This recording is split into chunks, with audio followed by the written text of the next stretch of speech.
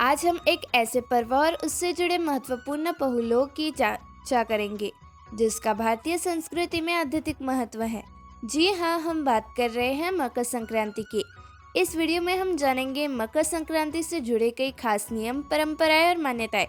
साथ ही हम आपके द्वारा पूछे गए कुछ विशेष सवालों का जवाब देंगे, जैसे मकर संक्रांति पर तिल कब खरीदनी चाहिए, क्या मकर संक्रांति के बाद नया व्रत शुरू किया जा सकता है, महाकुंभ में स्नान करने की क्या विधि और मान्यताएं हैं, और भी कई महत्वपूर्ण जानकारियां आपके साथ साझा की जाएगी। तो दोस्तों, वीडियो को पूरा देखना न भूलें, क्योंकि इस वीडियो के अंत तक आपके सभी सवालों के जवाब मिल जाएंगे। साथ ही अगर आपको हमारा प्रयास पसंद आए तो कृपया चैनल को सब्सक्राइब करें, बेल आइकन दबाएं ताकि हमारा नया वीडियो आपके पास सबसे पहले आपको मिले। तो चलिए शुरू करते हैं आज की वीडियो को। मकर संक्रांति का पर्व हर वर्ष 14 या 15 जनवरी को मनाया जाता है। यह वह दिन होता है जब सूर्य मकर राशि में प्रवेश करता है, जिसे उत्तरायण भी कहा जाता है। इस दिन से दिन बड़े और रात छोटी होने लगती है। इसे खिचड़ी पर्व या तिल संक्रांति के नाम से भी जाना जाता है और यह हर क्षेत्र में अलग अलग तरीके से मनाया जाता है। खिचड़ी बनाना और दान देना इस पर्व की खास परंपराएं है। खिचड़ी में चावल, दाल और सब्जियां डालकर बनाई जाती है। साथ ही इस दिन तिल गुड़ के लड्डू खाने और दान करने का विशेष महत्व है। मान्यता है कि ऐसा करने से पुण्य की प्राप्ति होती है। खिचड़ी पर्व कब मनाना चाहिए? इस वर्ष मकर संक्रांति मंगलवार 14 जनवरी को है। इस दिन खिचड़ी का पर्व मनाया जाएगा। अगले दिन से आप कोई भी नया व्रत प्रारंभ कर सकते हैं। तिल खरीदने का सही समय। आप में से कई लोगों ने पूछा है कि तिल कब खरीदना चाहिए। तो दोस्तों, शास्त्रों और बुजुर्गों के अनुसार तिल को पौष मास में ही खरीदना चाहिए। माघ मास में तिल खरीदने की मनाही है। मान्यता है कि तिल पौष मास में खरीद कर रखना शुभ होता है। तिल न केवल भोजन में उपयोगी है, बल्कि इसका धार्मिक महत्व भी है। मकर संक्रांति पर तिल के उपयोग से पापों का नाश होता है और पवित्रता की प्राप्ति होती है। नए व्रत की शुरुआत का नियम। अब बात करते हैं एक और महत्वपूर्ण सवाल की, क्या मकर संक्रांति के पहले नया व्रत शुरू कर सकते हैं? दोस्तों, ये ध्यान रखना चाहिए कि खर मास के दौरान कोई भी नया व्रत, शुभ कार्य या पूजा प्रारंभ नहीं करनी चाहिए। खर मास 14 जनवरी तक रहेगा। मकर संक्रांति के बाद शुभ समय प्रारंभ हो जाएगा। इसके बाद आप किसी नए व्रत को रख सकते हैं। उदाहरण के लिए, अगर आप गुरुवार व्रत, एकादशी व्रत या अन्य किसी भी व्रत की योजना बना रहे हैं तो 15 जनवरी के बाद आप इसे शुरू कर सकते हैं। महाकुंभ और शाही स्नान। आप में से कई लोगों ने यह भी पूछा है कि क्या महाकुंभ में स्नान करना जरूरी है? महाकुंभ का आयोजन हर 12 वर्षों में प्रयागराज में होता है। इस वर्ष का महाकुंभ भी काफी खास है। यह आयोजन गंगा, यमुना और सरस्वती के संगम पर होता है। महाकुंभ में स्नान के लाभ। ऐसा माना जाता है कि संगम में स्नान करने से पापों का नाश होता है, आत्मा शुद्ध होती है और मन को शांति मिलती है। यह एक अद्भुत आध्यात्मिक अनुभव है जहाँ लाखों श्रद्धालु एक साथ गंगा में डुबकी लगाते हैं। शाही स्नान महाकुंभ का सबसे विशेष हिस्सा है। यह स्नान महंतों और साधु संतों के नेतृत्व में किया जाता है। यह दिन विशेष पुण्य और आत्मिक ऊर्जा का प्रतीक माना जाता है। अगर आपके पास समय और परिस्थितियां अनुकूल हैं, तो प्रयागराज जाकर स्नान अवश्य करें। ससुराल या मायके में किसी के निधन पर नियम।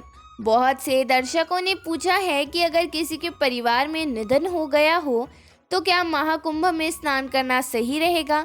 दोस्तों, यदि आपके ससुराल या मायके में किसी का हाल में निधन हुआ है तो कुछ खास नियमों का पालन करना जरूरी है।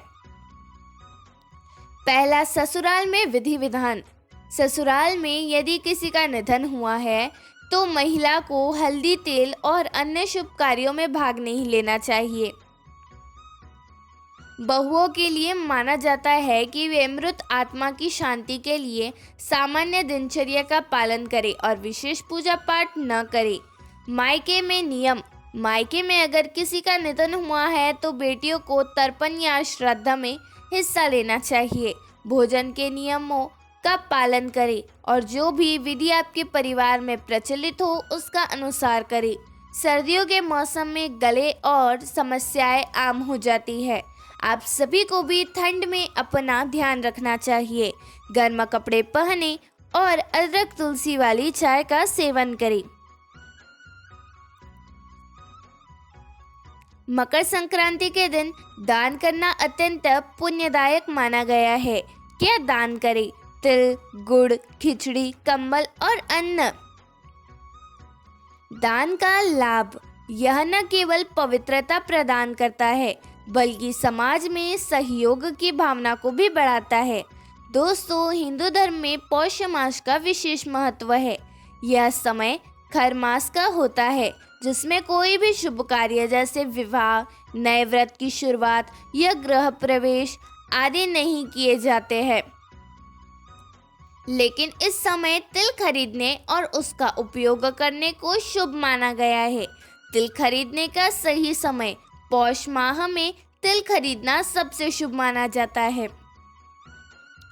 आपको 13 जनवरी तक तिल खरीद लेना चाहिए क्योंकि इसके बाद माघ मास शुरू हो जाएगा। तिल खरीदने का कारण यह है कि माघ मास में तिल खरीदने की परंपरा नहीं है।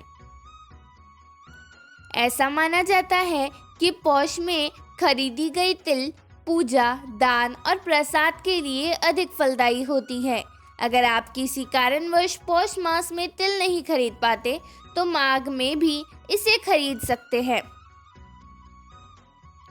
लेकिन यह कोशिश करें कि समय रहते तिल खरीद ले ताकि इसका उपयोग मकर संक्रांति, तिल चौथ व्रत और अन्य धार्मिक अनुष्ठानों में किया जा सके। मकर संक्रांति 2025 में 14 जनवरी को मनाई जाएगी। मकर संक्रांति पर दान का विशेष महत्व है। इस दिन स्नान के बाद दान करने से कई गुण पुण्य की प्राप्ति होती है। पहला, क्या क्या दान करें? तिल और गुड़ के लड्डू, चावल, दाल, मूंग या उड़द, आलू और कद्दू, कपड़े, कंबल और अन्य जरूरी वस्त्र। धन का दान भी इस दिन अत्यंत पुण्यकारी माना गया है। दूसरा, दान कैसे करें? स्नान के बाद सभी दान सामग्री एक स्थान पर सजाकर रखें। सामग्री को झुककर भगवान विष्णु या सूर्य देव का ध्यान करें। इसे किसी जरूरतमंद व्यक्ति को दान करें। अगर आप गंगा स्नान के लिए नहीं जा सकते तो घर पर स्नान के पानी में तिल डालकर स्नान अवश्य करें। उसमें आप अगर आपके पास गंगा जल हो तो वो डाल सकते हैं। इससे भी गंगा स्नान के समान फल मिलता है। 2025 में महाकुंभ का आयोजन प्रयागराज में हो रहा है। यह आयोजन 13 जनवरी से शुरू होकर 26 फरवरी तक चलेगा। इस अवधि में लाखों श्रद्धालु गंगा, यमुना और सरस्वती के संगम पर स्नान करने आते हैं। महाकुंभ में स्नान का लाभ, ऐसा माना जाता है कि संगम में स्नान करने से सभी पाप नष्ट हो जाते हैं। यह आत्मा की शुद्ध करता है और मोक्ष की ओर अग्रसर करता है। शाही स्नान, जिसमें साधु संत मुख्य स्नान करते हैं, विशेष पुण्यकारी माना गया है। अगर आप महाकुंभ में स्नान के लिए नहीं जा सकते तो घर पर ही जल में तिल मिलाकर स्नान करें। साथ ही पुराना जनेऊ बदलना भी इस दिन शुभ माना जाता है। मकर संक्रांति पर भोजन का विशेष महत्व है। इस दिन खिचड़ी, तिल के लड्डू, दही चूड़ा और चावल के चिवड़े का सेवन किया जाता है। पहला, सुबह का भोजन दही और चूड़ा चीनी या गुड़ के साथ, कद्दू की सब्जी और चावल। दूसरा, शाम का भोजन मसालेदार खिचड़ी गोभी मटर आलू और टमाटर के साथ। भगवान के भोग के लिए बिना लहसुन प्याज की खिचड़ी बनाएं। तिल और गुड़ से बनी मिठाई खाएं। मकर संक्रांति दिन के क्या पहने? इस दिन साफ और स्वच्छ वस्त्र पहने। महिलाएं महावर, सिंदूर और चूड़ी पहनकर त्योहार मनाएं। मंगलवार का दिन होने के कारण आप हनुमान जी की पूजा भी कर सकते हैं। मकर संक्रांति पर पतंगबाजी की परंपरा भी है, लेकिन हमें ध्यान रखना चाहिए कि पतंग उड़ाते समय पक्षियों को नुकसान न पहुंचे। मांझे के धागे में फंसने से पक्षियों को चोट लग सकती है, इसलिए पर्यावरण के प्रति जिम्मेदार रहे। महत्वपूर्ण नियम और परंपराएं। पहला, तिल चौथ का व्रत और पूजा। मकर संक्रांति के बाद तिल चौथ व्रत शुरू होता है। यह व्रत विशेष रूप से महिलाओं के लिए शुभ माना गया है। दूसरा, पुराना जनेऊ और रक्षा सूत्र। पुराना जनेऊ को कहीं सुरक्षित स्थान पर बांध दे, इसे फेंकना शुभ नहीं माना जाता। दोस्तों, मकर संक्रांति एक ऐसा पर्व है जो न केवल पवित्रता और आध्यात्मिकता का प्रतीक है, बल्कि यह सामाजिक समरसता और भी बढ़ावा देता है। इस दिन दान, स्नान और पूजा पाठ से न केवल हमें पुण्य की प्राप्ति होती है, बल्कि यह हमें सकारात्मक और आत्मिक संतोष की प्रदान करता है। धन्यवाद।